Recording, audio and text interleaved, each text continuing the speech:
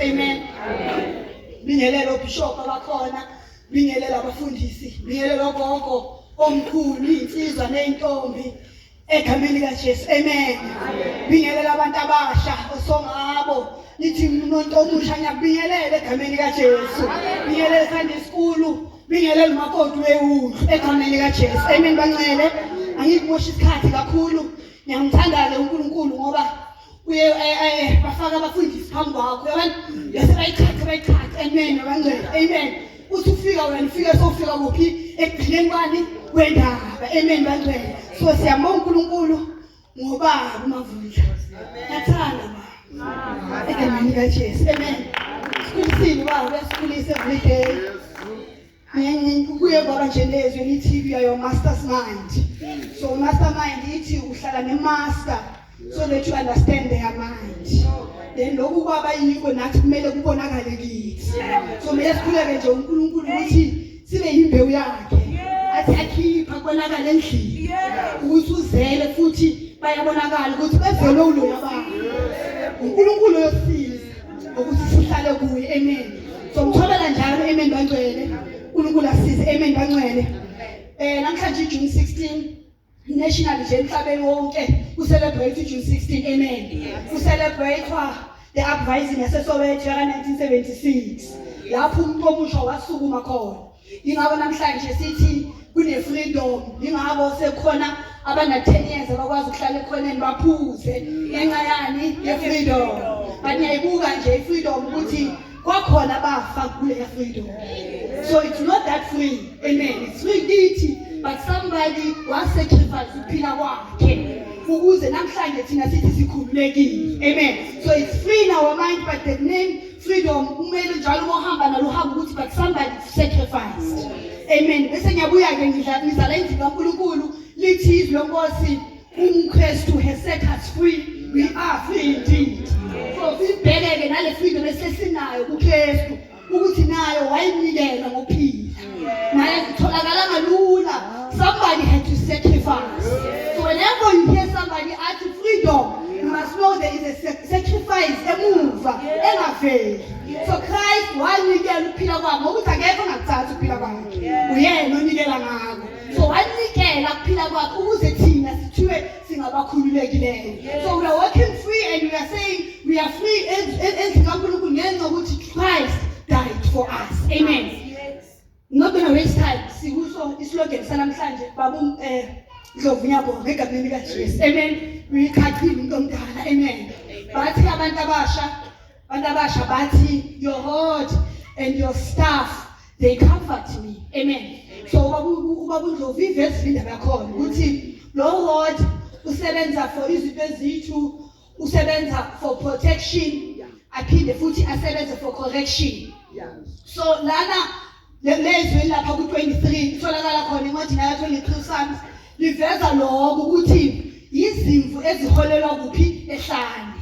so iziholelwa ehlane so with a mind ukuthi ehlane kunamanyamazana kunezilwane zasendle ezingafuna uku-attacka lo mhlambi so lo ulusa aphethe aamini ukuthi if anything comes endleleni I have to have the equipment ukuthi ngiziprotect so this word is used for that ukuthi uma zivela ezasendle ithathe the shepherd uzobamba lendlu ashaye lezilwane esifuna ukwenza ungene emhlambini but futhi akashayi zona zodwa laba sithi uyabashaya sithi uyabacorrecta mangabe lezimvu lasihamba khona ngathi zihamba zifuna ukushiya zilahleke wenzani usebenzisa lona lolo swazi wenzani ukushaya ngamanye amagama sithi umuntu omusha uma bashaya uNkulunkulu ekushaya ngezwi likaNkulunkulu vuma phela ngoba kusizwa wena mangikhuluma mamoya athi noma yini oyenzayo yenzela wena athi yena waba musha wadlula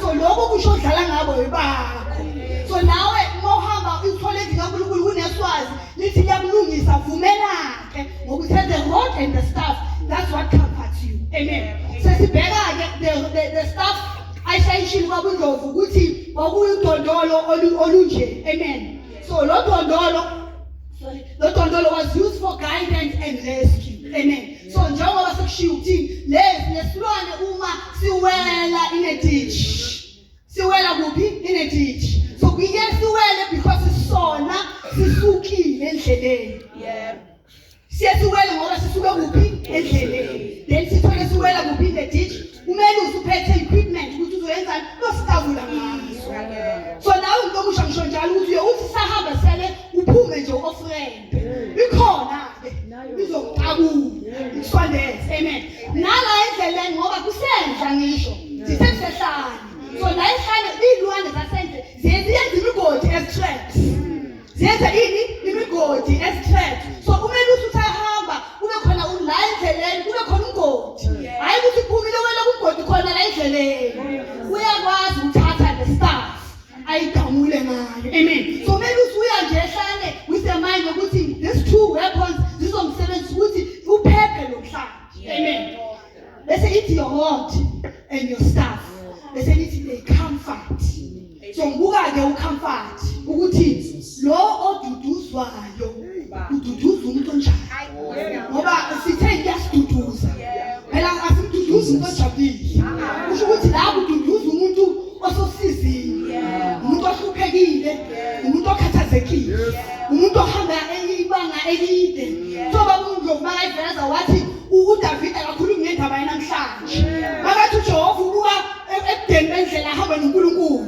ukuthi ngihamba nje uNkulunkulu uloke nami la endleleni so nomuntu omushushwa njalo namhlanje ukuthi I'm discouraged and discouraged kanje ngiyadinga ukuthi izwi laNkulunkulu kube yilo lingenzayo elingiduduzayo amen so liyamduduza ngoba kunezinto eziningi ezenzakalayo empilweni yakhe so uyayidinga le nduduzo ayithola ngelinye ilanga athi uzoduduzela ayithola ukuthi namhlanje into iyashaya ithi shaya iyaduduza uthi uzubuhlungu ngakubiyenzani yona iyaduduza uthi ukuthi vele bekufanele ukuthi ngilithole lo swazi ukuze ngenzeni ngiqonde amen angazijethi ukuthi bengafuni uswazi kube mnandi ngoba yizi mnandi singisikhathi ayizi lula induduzo yakabani kaNkulunkulu amen so ngicela nje nifundele kune verse lapha ebakhulume ngalo bangcwele underneath ku-poster yethu Psalms 94 ala ngifundele Psalms 94 uverse 19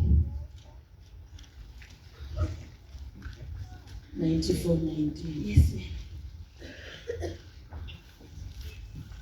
Jesus kuko ubuningi bemicabango yenhliziyo yami ukududuza kwakho kwathokoza umphefumulo wami baba siyabonga uNkulunkulu wethu ongcwele nathi selwile baba wethu namandla wonke lothambame lami baba wethu ongcwele inhliziyo zethu baba namandla ngezanulekile ukulalela iphimbo lakho baba loshoni lami inhliziyo yethu ongcwele siyendlalela wena uNkulunkulu namandla wonke ukuthi baba wethu ongcwele uqhaqhe la ufuna uqhaqha khona ngalo uNkulunkulu ongcwele uyisikwethu la fanele uyisikwethu khona uNkulunkulu namandla kusilungise ngalo izwi lakho siyabonga baba siyalemukela linjalo uNkulunkulu wangongcwele ngegama lika Jesu waseNazaretha sebenzisa incekazi yakho ke Nkosi phezulu kwempilo zethu ukhombe ngayo ukuswela kwethu in Jesus mighty name we pray amen amen lithi kuko ubuningi bemicabango yenhliziyo yami amen so ngamanye amagama sithi uthi umuntu omusha uningi la ingqondweni yami uthi I'm going through a lot and it's not physically it's mentally it's hidden awukwazi wena ukubona njengomzali ngoba ufihlekile kula ngaphakathi kukhini so ngiyengibhekela ukuthi lemicabango imicabango yanamhlanje or imicabango endala ukuthi ucabanga nje ngoba ithi miningi. So umuntu makathi angishithanda ukusho kanje ukuthi kuningi but ukuningi kwami nawe mama Masonda kufana. Mina mangithi kuningi khona ngikushoyo naye makathi kuningi ukhona kushoyo. So nathi abantu abadala masithi kuningi ebese athi umuntu omusha nani mama kuningi uyamangala uthi wena ngabe uyafunda kuningi yini ngoba u-understand kuningi kwakhe ngoba ingqondweni ukuthi incane ngisho akumelanga bakuthi ubhekane nani nokuningi kanti naye nokuningi ngoba uyabona ukuthi ayikho indlela ezongilalela kuba yimicabango yenhliziyo ugcina ngaphakathi ngoba akekho uzothi mangikuveza kulalela zosakhuluma bathamba ufunda incwadi usifunde nini sokhuluma indaba eziningi ngaso manje ukuthi lemicabango enginayo ingaphakathi ikimi ifihlekile yimi ngento engiyaziyo but uNkulunkulu mangiyabuya yangiduduza ngezwi lakhe. So uthi umuntu omuza mangibona ngilongiza le nkonzweni ukhona izwi engithemba ukuthi lizomududuza ngoba umama ngeke angilalele umama ngeke angizwe. So uNkulunkulu kuphela owaziyo nenhliziyo yakhe nabo lokuningi endlula kubo uNkulunkulu okwaziyo futhi simbheka ukuthi lokuningi uqala manje or it's an ongoing thing. Ngicela Bishop khona la sifunda khona ufunde from verse 17. Uma Jehova bengesilo usizo lwami umphefumulo wami ubuya kushesha ukuhlala ekuthuleni kokufa. Lapho ngithe unyawo lwami luyashelela musa wakho Jehova wangiphasa. Uba kuningi bemicabango yenhliziyo yami ukududuza kwakho kwathokoza umphefumulo wami. Amen. Sabuza umuntu omusha ukuthi ubuyaphi ubuye ezimeni lapho ukushelela khona uthi ukushelela kwakhona wakusengifike ngasekufeni uma uJehova benganami ngaba ngikho namhlanje. So manje kuningi ubhekele izimo nenhliziyo adlule kuzo empilweni yakhe azafike lana akhona namhlanje. Ngicela ungivulele uverse 3 phela mina. Jehova kosebenini ababi bethaba na. Amen. So lokoze kube nini uthi sengithathele Jehova. Ukhuluma kumuntu osekhathele. Ukuthi yabona uphinde kabili uthi kuyoze kube nini Jehova kuyoze kube nini. So lo muntu omusha ukuthi kuningi and it's ongoing and akunqamuki and akupheli and angiboni ukuthi uyophuma kuphi futhi akekho ngizwayo akekho nokulalelayo mara Nkosi ke sengithemba wena sengibuza kuwena uNkulunkulu ukuthi kuyoze kube nini phela. Ngiloko ngihamba ulosizi ngabona abanye bajabulile ngiyababona bayagida mara mina ngisosizi lwami yabuya ngiduduza mara kuyoze kube nini. Sengikhathele ukuthi mina mabethokoza ngithokoze half inhliziyo lokho ithi kuneminye imicabango ngithi bangabheka ukuthi mhlawumbe babekhamba kahle mina ngikwazi ukugquma ngoba khambi kahle ngakimi manje uyabuza uNkulunkulu kuyoze nini. So ngizoyikhontrol ukuthi la verse ayi2 asikhombisa ukuthi sinomuntu omusha ohamba ehlala. Lo muntu omusha sikhuluma ngayo usehlala impela futhi kuningi nje okwenzekalayo kuphi ehlala. Sikhuluma njalo ukuthi usehlale futhi kuneyinkinga zakhona. So phela uIsrael wonke lo ngizomdivide kabili ke Bishop ngithi uIsrael omdala bese ngithi uIsrael omusha. Amen. Ngimdivide ngani inhlupheko zangapha esikhule ngazo asifani nezangapha. Ngapha sikhule ekhaya kuhlushekwa sakhula emakhaya kungekho kuningi sakhula futhi sakhula salenze ekhaya bathi lithi you must strive for education mangafunda uzoba utho safunda sigijima ukuthi sizoba yini utho ama-drugs bewakhona nento ebhenimayo zazikhona nathi masikhula ngisho zazikhona noma ngisho and then kunale engiyithandayo-ke ngiyakuBishop obenzile ney'nesi nje bekhona nje babakwenza ngabo bona ney'nesi angisho mara manje ikhona le engiyithandayo eyi-one esizoyiveza ukuthi there was bullying nathi sasibhekane nayo ibullying ngakhumbula umuntu bathi ngawuqoqa ngixoxele ke yethi bullying eyimnandi ngani. Yemnandi ngoba lo muntu uyangibhulisha la esesikolweni. Then manje ngiyambona makuwenze ngithi yaphela iviki. Bese Friday angihamba ngigijima. Angithi ngifambana sho ikanti. Ngihlakadula ngedwa ngifambona ngisho. And then Sunday ntambama ubona ngokudonsa ubuso ukuthi sifasa ngiyobona le yabhuli. Ngike bese ngithi ngiyakhula mama ngixolele ke maka bekuma besithathu bazoqolela one day. Uzokhula manje ayithuze uyayashela. Thuze uyenzani? Uyakhona. Manje ukuguleke usigulisa ngisho. Ucabanga ini? Ibhuli yakho. So we actually had a chance and a breather kumabhulisi ethu. Yabona makuyi weekend awuyiboni. Into oguma yona masesithatheni. Mama kathi why esikoleni awunje? Ola ekhaya ujabula. Acabanga usana isikole ngenza usana isikole. Kunebhuli esikoleni. Engakubonga ngixoxela ngayo mama uzothi aphela kangani uyofunda. Ngoba umama ka understand. So ngixoxeli ihleli ikuwe le ndaba. Amen. Bathi sakhula uNkulunkulu wasenzela. Amen. Asibhekeke labo banamhlanje Israel. Banamhlanje. Israel namhlanje naye abanye bakhula emakhaya ahluphekile. Baye bakhula emakhaya ungazi ukuthi uyodliwa ntambama. Banabe naye inkinga basa-strive for education. Bayafunda ke lapho. Banawo ama-degrees. But i-problem nama-degrees. Le nto esithe iyobatholela yona ibatholeli. Bahleli nama-degrees anganamsebenzi. Then the frustration comes. Ethi ngifundile bathe ngifunde phela. Maka manje na-degree. Akukho la ngiyakhona. Ethe buka abanye bangafundanga ukufika la yena afunde khona. Bephumelela. Bese uba khona imiqabango eminingi. Ngisho lo muntu omusha lo ngapha. Yebo phela. Umuntu uqedile imatric. Uyafunda uyofunda. Ayikho imali ke bishop. Fundisa ayikho imali. Uvalekile. Bese uyahlala bese aqabanga ini? Iqabanga eminingi. Ukuthi manje kuzenza kanjani? Ngoba kuzomela phela kube khona into engiyenzayo. Kuzomela kube khona ini?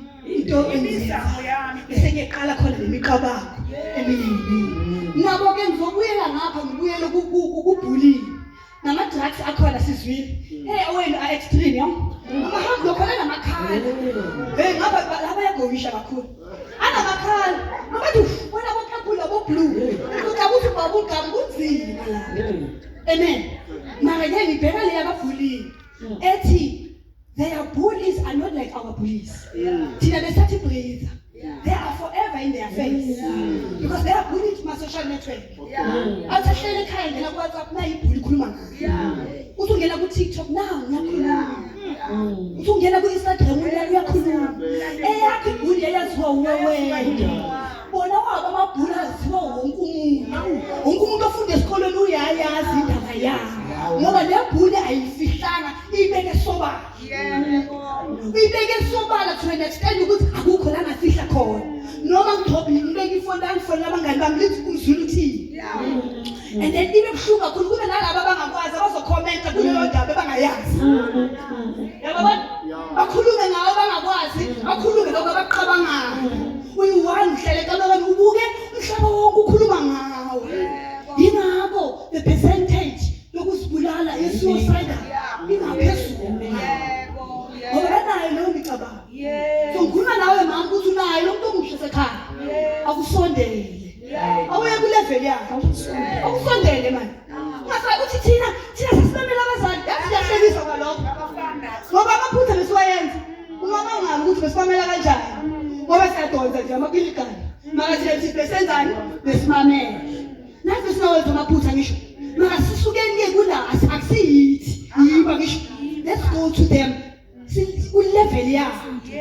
Ngoba le nto ukuthi kuzofinyelela i-suicide thought akekho angakhuluma naye. Uningi umqalile futhi sengaphezulu nabangani abasamkhulumisa abanye. Abasafuna ukuzi-associate naye. Angisho bayabona ukuthi uma bangasi-associate le nto izoyenzani izoba namathela. Ulo muntu esikhuluma ngaye namhlanje. Ulo muntu omusha esizokhuluma ngaye namhlanje. Osehlala. Othi induduzo ngithola kuNkulunkulu kuphela. Akhona abazali, ukhona konke manje induduzo ngithola kuNkulunkulu kuphela. Amen. Ngiyadlula lapho. Ngiyehlala. Sihamba nombuso kaNkulunkulu bayazi ngisho. Sisehlala. Sisehlala bangcwele. Ihlaneke indawo ayiyinhleke ihlala. Ihlala it's a place You are not where you were. And you are not there yet. So usukile la ukhona. Ngiyethembisa ukuthi khona la wenzani uyakhona. Mawukafiki la uyakhona. And the problem is lokuthembisile akatshelanga ukuthi la endleleni kuzoyenzakalani before ufika la uyakhona. Uvela wathi wena yeKhanani. Finish. Wakuthatha back now wathi uyapi? yeKhanani. Akashongo ukuthi ukuze uhambe eKhanani khona la yokudabulisa khona. Akayibikanga leyo ndawo. So manje uzithola usehlane sowusukile la ukhona and ubatshayile laba ngisho ukuthi uyapi wena yeKhanani. Mara manje awukafiki futhi nale khanela ulazi nokuthi linjani. Yabo ngabona ukuthi uzobona ilight uthi ngona ya ubekaze ulibona yabona uthi sengifikile. Hayi bekezela sengenzani? Ayibona ilight at the end of the tunnel. Angisho mara khona nale khanela uyakulo awulazi. And awazi ukuthi how far you are leKhanani. But inkinga ke ukhona okwenzakalayo kuphi la eKhanani. Ngizoyenza example nge-transformation. I-transition yenza kumuntu. Zothatha nje isilwane i-butterfly. Ngithi i-butterfly linama stages ayi-3. So kune stage lapho siyi-caterpillar ngathi isibungu khona. Bese kuba ne-stage sephupha. Bese kuba ne-final stage se-butterfly. La khona sekubonakala khona ama-colors wakhona. Amen. So from laphaya iba iqanda ibuye futhi ibe isibungu i-caterpillar. Siyayibona ngisho. Nokuthi uyayibona ukuthi le yini isibungu. Akekho ozokubuza uyayibona. But ifika in this form la ngizothi sehlane iyiphupha khona. Yila ku-transformeka khona. La ku-transformation ukhona okuhambayo, ukhona okusalayo, ukhona okuhlumayo, ukhona okusithekelayo. La maka manje butterfly you understand ukuthi i-stages ekho sihle kahle kahle. Asithandeka sibukeke. So what it does, it builds a cocoon. It builds a cocoon around it. It cycles itself with a silver cocoon. Ukuthi nodlulayo angaboni ukuthi kwenzakalani lapha phakathi. Ngithe umuntu omusha inkinga kuphi ngaphakathi. So now they build this cocoon around themselves. Wena mawubheka ukuthi kuhamba kahle. But there is a transformation that is happening la ngaphakathi. So this word of God liba i-cocoon for umuntu omusha. Ukuthi ngiyosifihla kulo ke manje. Lapha eswini ila ngiyozithola khona. Bese mangisengikhona ngiyazi ukuthi khona okwenzakalayo abangiboni. Yibo basezweni abazobababheka bathi hey ngiyajabula mina. Konke kwengihamba kahle. Ngoba they are hidden under this cocoon. So ngamanye amagama makathi izwi lenkosi it's a comfort. Uthi ngamanye amagama I understand myself ukuthi I don't even know ukuthi kwenzakalani kimi. I can't even explain no ngibuza hayi ngokutshela. Isima ngusa sibukeka sithandile. But now I have this word engizohamba ngicycle around myself and hide myself in it. Ukuthi noma ungibuza uzobona izwi lenkosi. Kanti mina ngaphakathi khona okwenzakalayo. Listen, life cycle, it goes through the winter season. The whole winter season, it goes through that. Ivume nayo. Uhlala la ngaphakathi. Ngoba bangaphuma bazongibuza imibuzo eminingi. Uhlala la ngaphakathi and build. Then sesiyazi ukuthi seya kuphi to the last stage maseyiphuma sesibona seyinamaphila. Seyihle. Loba buhle uvumela ukuhlala. Loba buhle. It was not premature. It came because it was patient. It understood its season. Ukuthi ngikule stage enguso, I need to wait and fully develop. Ngoba mangaphuma before time, angeke ngisurvive outside. Because ngaphandle kwelondiza. Londiza kanjani ngephiko liwa? Hlala ke. In this continue yenzile. Hlala in this cocoon. Uzokube fully developed. Mase fully developed, ayisho yona ukuthi fully developed. The silver lining le onti yayisukela. Ashayisaba back. Laba people lawa la ngathi isaba back. Yayiphumela. Then life back ezinyalayo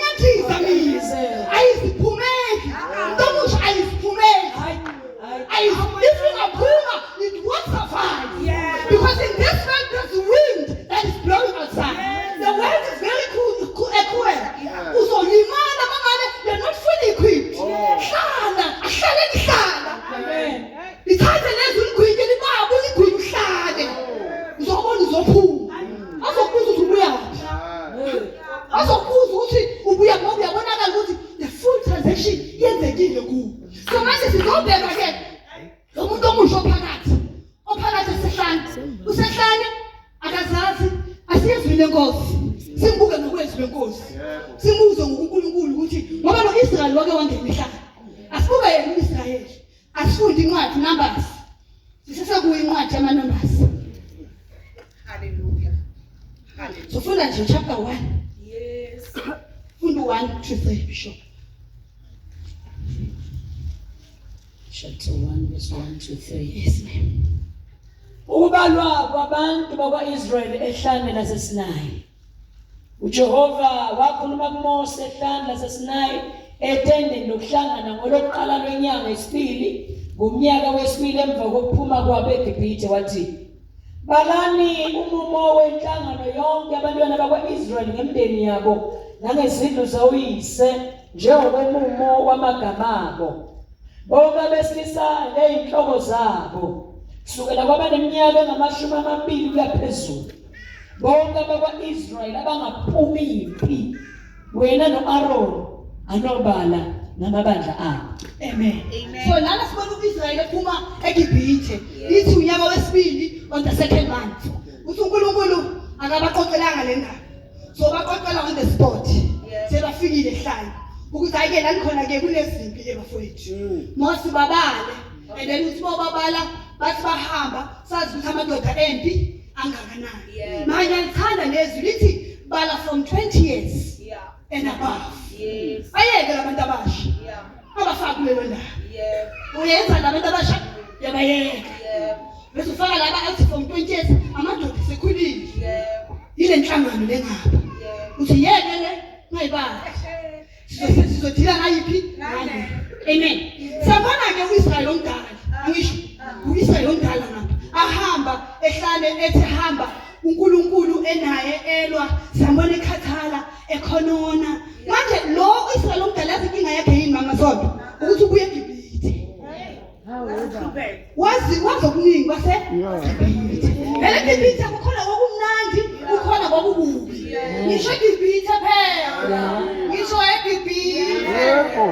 Angisho okuningi. Angisho kukhona zazimnandi zawuphi. Zasiziphi zonke. Yebo zona sasiqhova nje siqhova mara ezikhona zakhona zazisimnandi. Othi mawuqabanga uyiwani ukusmile kancane. Uthe inkosi ngiyabonga ukusmile kancane. Uzicabanga babuntanga. Lapha eGibhithe. uNkulunkulu ngiyabonga. Yazizwa ngisho manje bahamba noNkulunkulu ngeexperience. Kukhona okusengqondweni. Bathi bahamba nje ingqondo yakho khona i12. Yingakho thabe na ke bazokuthi athi siyabuyela emuva. Anya ngisimele la bashakhumbula ukuthi phela kona bekungesikhathi sokulala nakulalwa. Mawulele kusuka bathi vukana yiphi ihlasela. Bahamba noNkulunkulu bakhonona bangakholwa ngenxa yani yobumuva babo. Eliningi lalabo abadala babuye emakhaya wamasiko. Ngisho vele sibuye emakhaya emasikweni. Ameni kunzima ukuphuma lapha ithi bayishayile uthi mina kahle kahle ekhaya. Baba wayeyemsame ekhaya sekushekha. Eyizwe sokhuluma into yakuphi yasekhaya.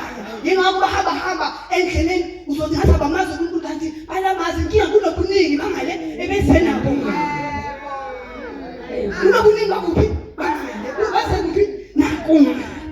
Maka manje ngapha akutiki akubereki akumaki akushumi ngapha lokhu bangale. Manje bawuthi uyahamba kuyadriba ke ngoba ukuthi babheke ukuthi kahle kahle ekhaya. Ekhaya kunjani? Ekhaya. Enashukhulile phela. Mama bakhulu kusho ngento esekhaya isebenza. Ingani ikhulile nje enekhuliswe yiyo. Kusho ukuthi yenzani? Isebenza. Sengisho thina lo Israel ongasi. Yabani? Ulo Israel omdala. So hamba noNkulunkulu unaleyo ngqondo uhamba ngibhela ngendleleni. uNkulunkulu makathi ayisenzi.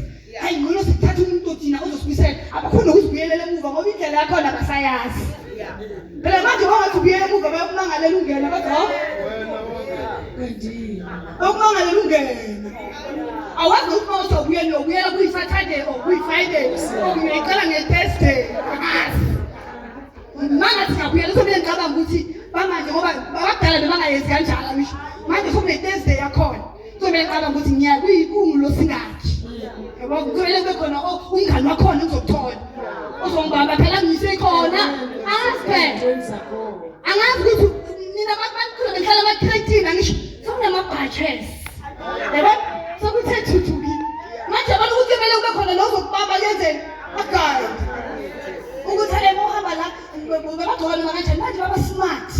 Baba yakhona bavele babe smart. Yabo sokuzomela nje ukuthi asigcoka so. Yeah, ba smart. Bese angibambe ngesandla angibonise indlela yakho. Ngoba angisayikubuyi ngizoyenza le yami esipansula.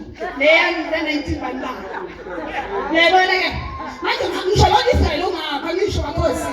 Ngisho thina lo ngapha ngisho ukuthi sihambe noNkulunkulu bahamba noNkulunkulu noNkulunkulu sekabathembisile ngenxa yokuthi bane experience benolwazi lwasemuva bangabazi amandla kaNkulunkulu basehlala bangabazi amandla kaNkulunkulu lithi iBhayibheli uNkulunkulu wakwada wacunuka yibi wathi akusaba yisi iBhayibheli wathi sebabhekele wathi mabajike babhekeni indlela ele-Red Sea ngoba abasayenzini abasayenzi wathi uNkulunkulu akhiphe harsh judgment wathi for that uzoyenza punishment bazohlala in this wilderness for 40 years yilaba abadala ngisho abayenza izinto umamkhanana usho something wathi inqumo zami namhlanje affect abantwana babo yayizwa le ndaba khosi laba abakhethwayo yakhumbula ababalanga ngisho yakhumbula but now they will have to stay alone in the wilderness for 40 years. They had to enjoy what they don't know. Okay, next company. What is the happen about Salbe? And in front of any family. I'm not going to buy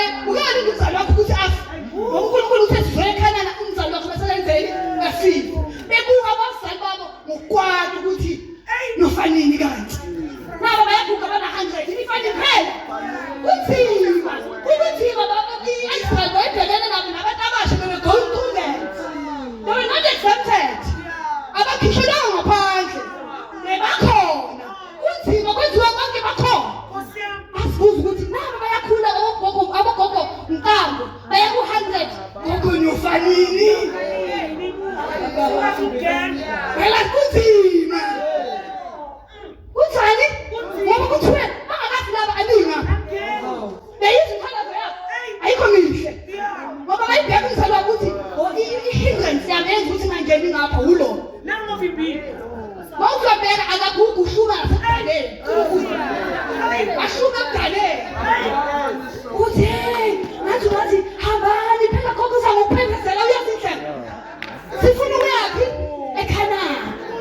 The man to get my belief in Colorado. Nenzalo entshe ezalwayo. Engayazi. Ezalwayo. Lithi engayazi. Sibuyela ngapha bakhosi. Inzalo yaseKhanani, yasehlala. Bazalwe abayazi. Noma batshela ngofaka abazi ukuthi ukhuluma ngani. Ngisho ufaka. Manje kuthela ufaka bayakumonga ukuthi yini ukhuluma ngani. Bazolehlala lapha. Abantwana abantwana bakho bazali ukhona usindisile. Abayazi into. Bazokusindiswa. Yibo ukukhotha kwabo uzokumangaza bayakhonza ke. Ngoba bazalele kuphi? Lehlala ngisho. Lehlala kukhonza baba behlala. Bebakhonza kungiko bayathi bazokhonzela isimanga. Ngoba kungahlala ubabuka. Indlela yabo le-characters ukuthi bengophroject akamba nayo mina. Khonzela Nkosi yami. Bakhonza labantu. Hey, khonza number 1. Character ngashilo. Abashayela phaya awusumobo laphansi. Yeke wenze next. Angisho vele bazalelwe lapha. Lento sikhulumayo thina. Yakafako abayazi. Isisukulwane savele ekhaya isindisile. Sahamba sazi ukuthi thina la ekhaya sesontweni, la ekhaya isindisile. Abayazi phi? Abazi ukuthi kuyagqovwa, abazi ukuthi bantwana ukuthi bangaphuma, abazi ukuthi kunani ngaphandle. Ngisho nina niyabazifaka. Ababazi faka. Enala impilo ababezwanga sangibatshela ukuthi bayalwa ba. Abalwi. Kuba laba bana-20 napha. Sure. Laba bayekile. And then wabayeka ngone bayekile uNkulunkulu. Bayeka uNkulunkulu. Wabayeka bakhula babona ukuthi angazi bayenzani wathi mabakhule. uNkulunkulu. Babavume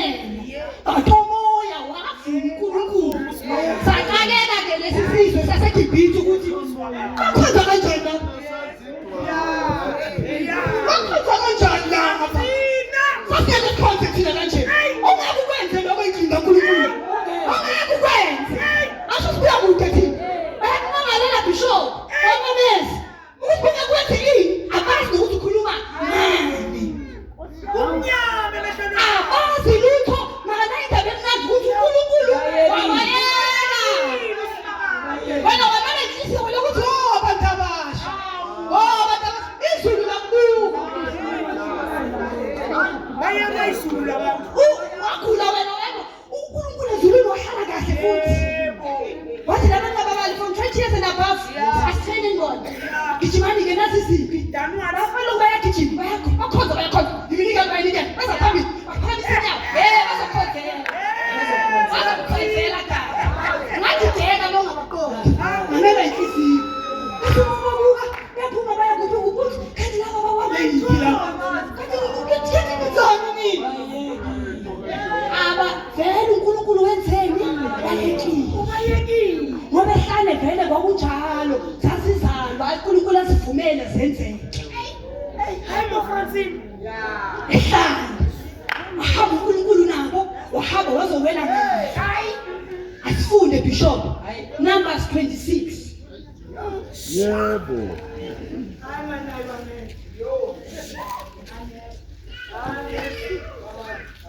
Numbers 26. ufunde nje uverse 1 no2 Kwathi emva kwaleso sifo uJehova wakhuluma kuMose nakuElezari indodana ka-Aroni umpristi wathi balani umumo wenhlangano yonke yabantwana bakwa-Israyeli kusukela kwabaneminyaka engamashumi 20 kuya phezulu ngezindlu zawoyise bonke abakwa-Israyeli abangaphuma impi. and then ngicela ukujabele neyo ku-63 to 65 khona lapho ku-26 Yilabo ababalwa nguMose nangu-Eliyazari umpristi ababala abantwana bakwa-Israyeli emathafeni abaMowabi ngaseJordani ngaseJeriko. Kepha phakathi kwalabo kwakungekho umuntu wababebaliwe nguMose nangu-Aroni umpristi ababala abantwana bakwa-Israyeli ehlane laseSinayi. Ngoba uJehova wayeshilo ngabo wathi bayakufa nokufa ehlane. Akuselanga muntu kubo ngaphandle kaKhalebi indodana kaJefune noJoshua indodana kaNuni. amen sikwethe amanamba safika bani so ngale kuqala ngithe ngonyaka wesibili on the second month uNkulunkulu uthi ibala from 20 years and above ngempela ke kwenzeka njengokusho kaNkulunkulu leya generation yafa yonke but lasifunda khona ithi kwasala ababili yimi nawe sesihleli phasi ababekezela kunzima laba bahleli namhlanje oKhalebi noJoshua babekezela kunzima bamkhola uNkulunkulu kungakholeki bayenzani bamkhola they enjoyed and stayed ungehlaleki ngisho lo Israel lo ngapha amdelela mombheki uyabazi kunzima ukuhamba noNkulunkulu ungazi ukuthi uyaphi umvumile wamthatha abambelele isivumo sethemba empilo Nkosi singaxeki isivumo basibambisile ahamba noNkulunkulu benethemba uthi uNkulunkulu uJoshua noKhalebi bamkholiwe they trusted me they enjoyed when uhlala phansi uenjoyile you know akudingi ukuthi ukhumbuze yazi nawe ukuthi uyaphi noNkulunkulu wakho ngabheka namhlanje sidelele sithi nifanele hayi nilohambo futhi khona indaba engayikhuluma ngoba nalabo abafowena bafa nababona nababuka bafa izwi loNkulunkulu lipheleliswa phambi kwemehlweni lipheleliswa phambi kwemehlweni masuka ngale uhamba vela ngela suka ngaleza ngapho wazi uNkulunkulu ngizosefa nani khona kusefwa nihamba nabo ngale nani khona kweziwani kusefwa akhuluma nalabo basefwana nangahamba ngoba nangizanga kumuntu nalize uNkulunkulu nababelela isithembisweni ukuthi samkhethe uKristu asazi bathi thina samkhethe ebenkani ke lawo abayindawo abasayindawo sebamhlalela uNkulunkulu isikhathi eside abasayindawo uIsrael omdala aliva ntomusha ungambuka uyacabanga ukuthi uyakwazi uxova inkinga. Uyakwazi uxova inkinga. Makathi uNkulunkulu wangithatha, uyazi-understand ukuthi wangithathaphi.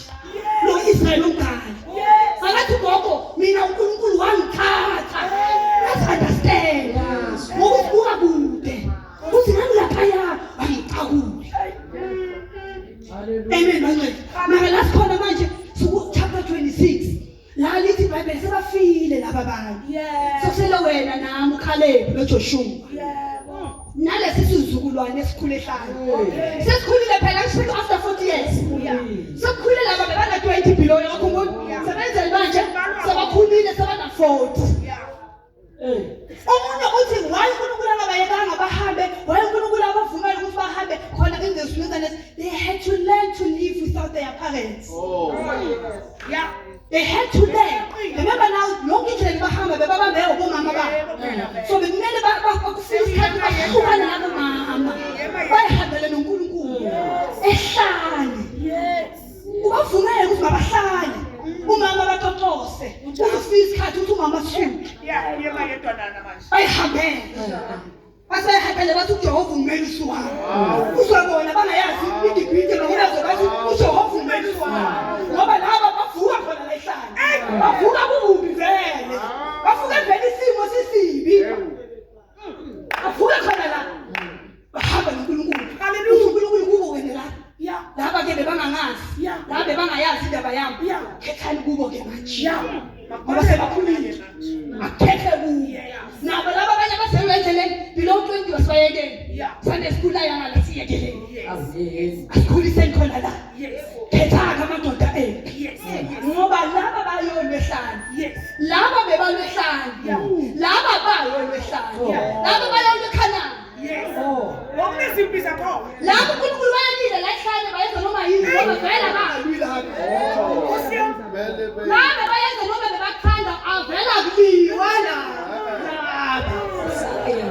Hayi ukhona yabo babili. Elikhomile. Ikhona yena ibekhanani imlindile. Isile ngoIsrael osakhe. Usho njalo uyahamba uthi sizwile ngani. Sizwile ngani uNkulunkulu akwenzile. Siyazi ukuthi niyeza. Khona akathiwa sehlane vele hlala kabi. Uwenza noma yini ehlane. uNkulunkulu uthi count bona ke manje. You are about to cross to Jericho. Count laba ke manje. Akusibi ayisekho ngapha kanini. Ibisela.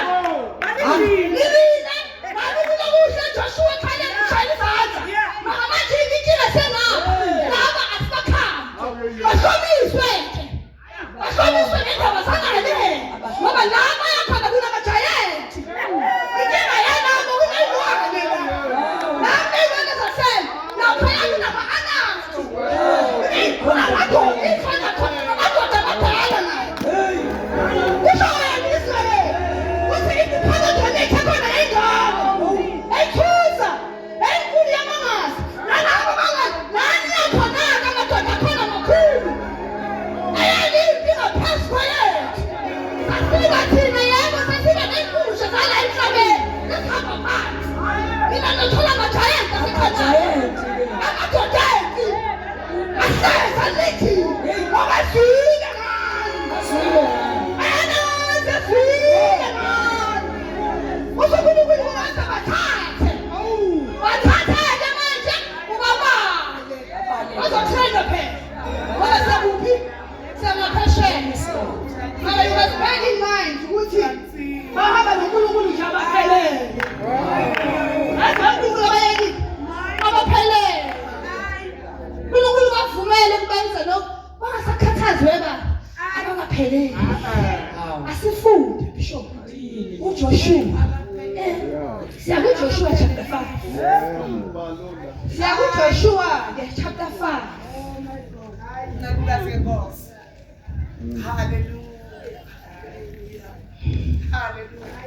Joshua chapter 5 funda verse 1. Abantwana bakwa-Israyeli bathomba amakhosi ama-Amori ayengaphesheya kweJordani ngasentshonalanga, nawo wonke amakhosi amaKhanani ayengaselwandle sezwa ukuthi uJehova womisa amanzi aseJordani phambi kwabantwana bakwa-Israyeli saze sawela. Iy'nhliziyo zabo zaphela amandla, kungabe kusasala khona sibindi ngenxa yabantwana bakwa-Israyeli. Amen. Amen. uNkulunkulu ukhipha uIsrayeli umhambisa emhlabathini owomile in the Red Sea.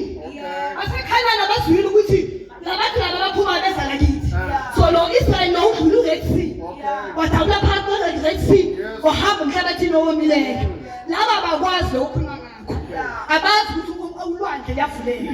But manje when they are about to cross to Canaan, lithi iBhayibheli uNkulunkulu bafika eJericho, eJordani. uNkulunkulu nabo wabavulela. Nabo uNkulunkulu wayenza wabavulela. Bangafuni bahamba nobufakazi babadala ukuthi siyagibhisa ababuyagibhisa nje. Manje bazokhuluma kanjani ngolwandle olubovu ngoba babuyi khona. Abakhuluma ngolwandle. Bavulela lwandle. iBhayibheli wavula uJordani bakadlula emhlabathini owomile. Lithi abaseKhanani sebezwile. Ngoba bayazi ukuthi niyeza. Lithi baseKhanani sebezwile ukuthi uNkulunkulu uIsrayeli ukuvulele. Lithi besuka besaba. Lithi baphela amandla amadoda amakhulu, the giants. Lithi babesabi, the giants. Sathi basusa uIsrayeli ekhosini. Sathunga. Inkinga yabo ukuthi laba baseKhanani abalazi lohlobo inkosana. Aliphelelanga phela. Abalazi uqhubeka nalabo abadala bathi uyi-1 kana basi-1. Yakhoza nje aliphelele kuNkulunkulu. Lisesele ngqondo yogida. Lisesele ngqondo abaphelelanga uNkulunkulu. Mara baseKhanani abazi. iBhayibheli bathuka besaba baphela amandla abanovalo babheke nabo badlula emhlabathini owomileyo. Ngisho laba abahleli nabo, ngisho lo Israyeli lo Israyeli ozelwehlala lithi bambona nabo baba nobufakazi babo ukuthi uNkulunkulu wasizulisa umhlabathini owomileyo. Ngamanye amagama uNkulunkulu akekho afuna ukuthi angabi ne-experience yakhe. Akekho uzohamba noNkulunkulu enganayo indaba yakhe. Ngoba manje uzohamba ngiyalama bakho uzoba nenkinga. Ngoba uzobuza uma ngakho makasho kanjalo bekakuphi awazi. Manje uzomela ube neyakho abanye. Asifunde Bishop singaqedi isikhathi. Uverse 2. Ngaleso sikhathi uJehova wathi Joshua, zenzele omese bensengentshe. Ubuye usoka abantwana bakwa-Israyeli ngokwesibili. Joshua wazenzela omese bensengentsha wabasita abantwana bakwa-Israyeli edilini lamajwabu. Nasi isizathu uJoshua basoka ngaso. Bonke abantu abaphuma eGibhithe abangabesilisa, bonke amadoda empi bafa ehlane ngasendleleni sebephumile eGibhithe. Ngoba bonke abantu abaphuma babesokiwe.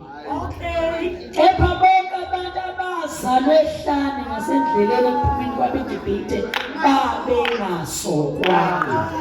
Ayibonani indaba? Ayizwa indaba yakhona. Ukuthi abasokile. I-circumcision yayi-covenant uNkulunkulu. Ukuthi uAbraham yenza i-covenant ukuthi you-circumcise. A man child after 8 days you are circumcised. That is a sign. Lokuthi mina nawe sinani sinesivumelwano. Kunani? Kune-covenant. Elithi lokho thina namhlanje sikusiwa kuphi manje enhlizweni. Asadingi ukuthi siyo-circumcise enyameni. Sesi-circumcise kuphi enhlizweni. So uNkulunkulu uthi yes, sesikhosile sithanda.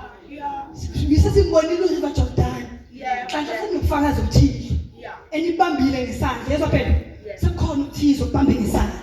But uNkulunkulu uthi inkinga yami angayenzi isivumelwano. Hayibo. Ngithi ngongcwele usho kanjani ngoba bamamkela uJesu njengenkosi nomsindisi.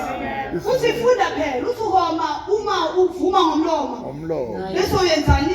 yakholwa inhliziyo uthi inhliziyo yakho engasokwa lesi sivumekile sisikulwane esinkhonza ngeindebe zomlomo inhliziyo yakho inkinga ekuphi manje senhliziyo emlomeni basho believe nathi mawunkulunkulu uthi problem yami ngifuna ngibone inhliziyo ngibona ukuthi unyaka cabanga ngoba bakhosa iJordani bebalale imithetho yonke ngisho phela befundile hlala bafundile ngathi la station bangakhonzela ngoba bengala bayithatha inkonzo from beginning to end ezwini ungabengala bashwele banakushumeza umamade bathi uNkulunkulu uthi isa ukhanana bathukiwe mara mina ngiyasaba ngoba abaphelele kimi abaphelele kanjani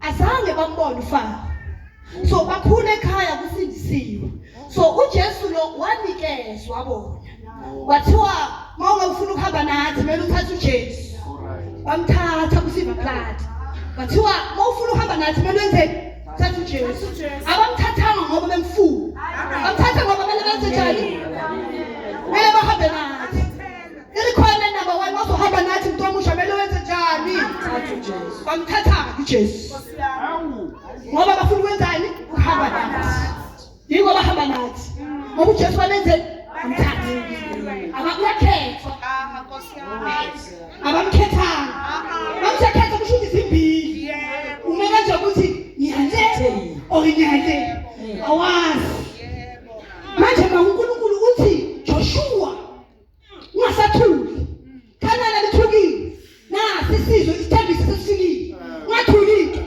leswi uma ubheka ku-Exodus uma usike wahamba noZipha abantwana bakhe bangesokile yithi uZipha wathatha i-flint knife so this flint knife vele ngokusebenziswa yona uzibelazwi lena engasebenzi ukuhlaba inhliziyo yakho athe ubaba ngiyahlaba nehlukanisa injane ntembe ekhalika wathi zombili uthi take the same way and circumcise them kusho ukuthi izwe zophuma la alikuhluka the very same way phela shaya inhliziyo yakho nayenza ukuthi uphume khipha lona futhi uzomele likushunyezwe lize lihlabe inhliziyo aze bayenze isivumelwano ngoba ngiyasaba ukuthi ngoba ngahamba banje bazophelela endleleni bayazi uNkulunkulu wasizwa sithini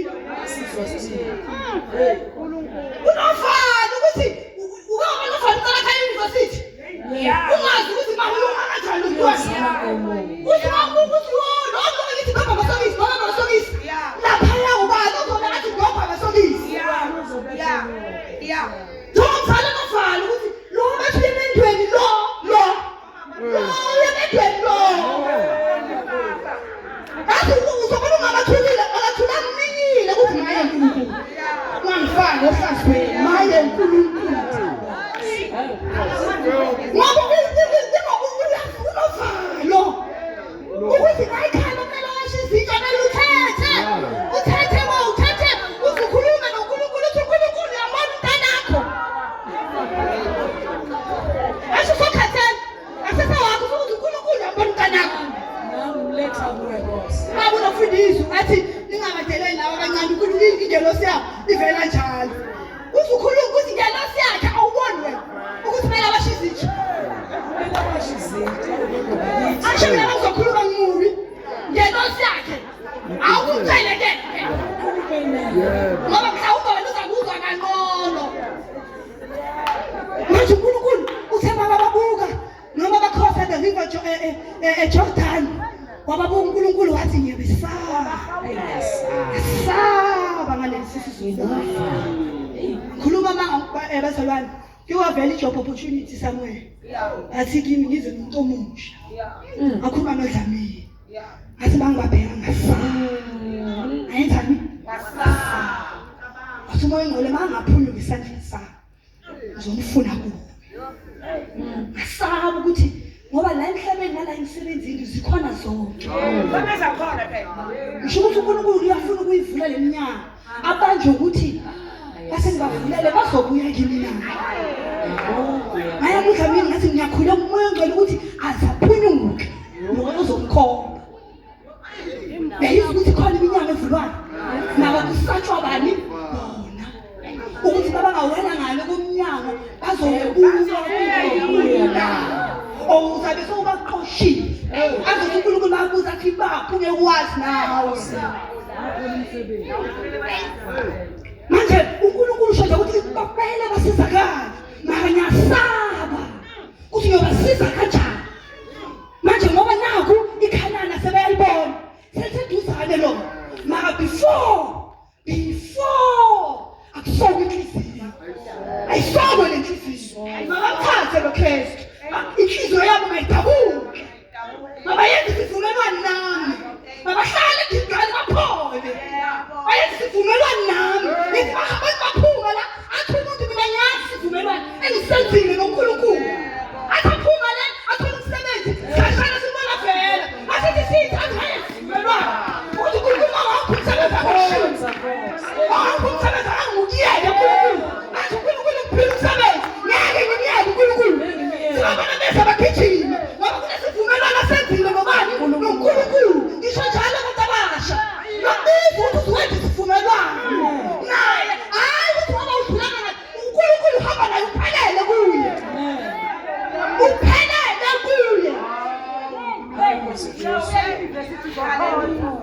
Asa-university uyasaba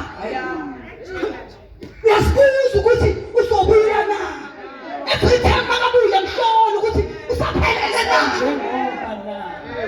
ngoba ukuthi awuthembi ngoba kanasi isivumelwano akamkhethanga uKristu akasanga athi mina konke ngithatha uJesu uthi umntana ngelinyanga mama uyangifanele athi mama uthini uNkulunkulu lapho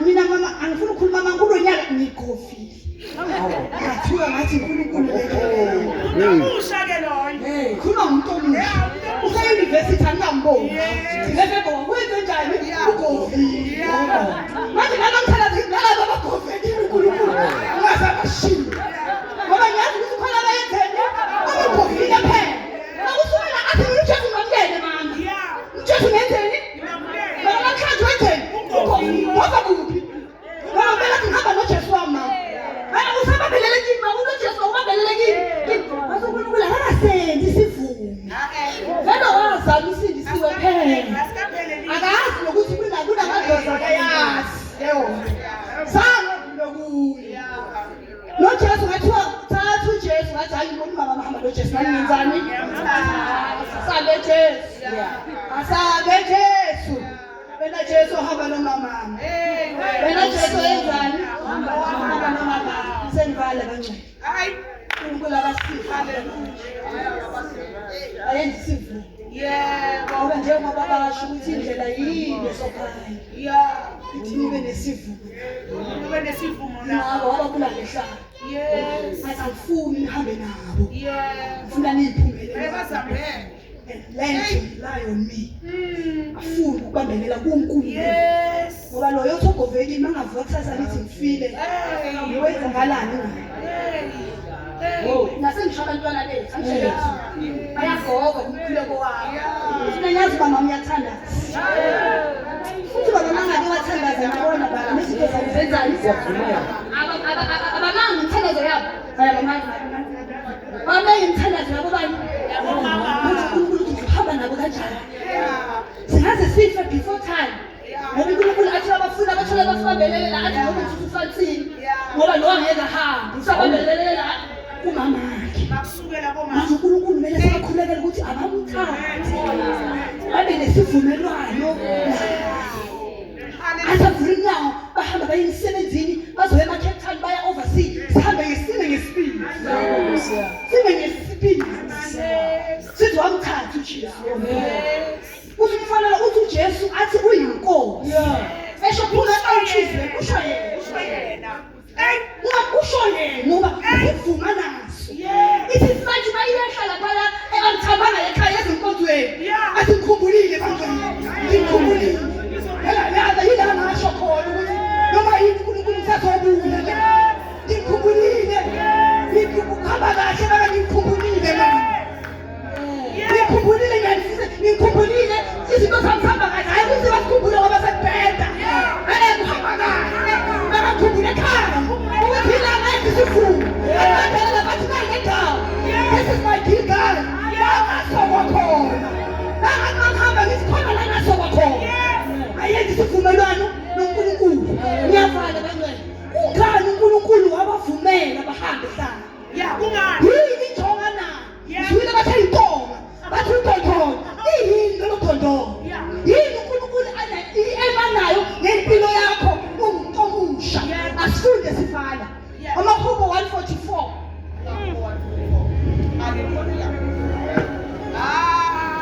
Sibakade.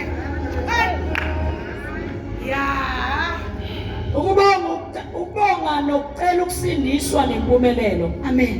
Cela ungifulele uverse 12. Laba madodana ethu enjengezithombe ezikhululeyo ebusheni bazo. Namadodana ethu. Kancane Bishop. Funda le first stanza amadodana. Amadoda. Lapho amadodana ethu enjengezithombe ezikhululeyo ebusheni bazo. Kona phethe ngeEnglish. English.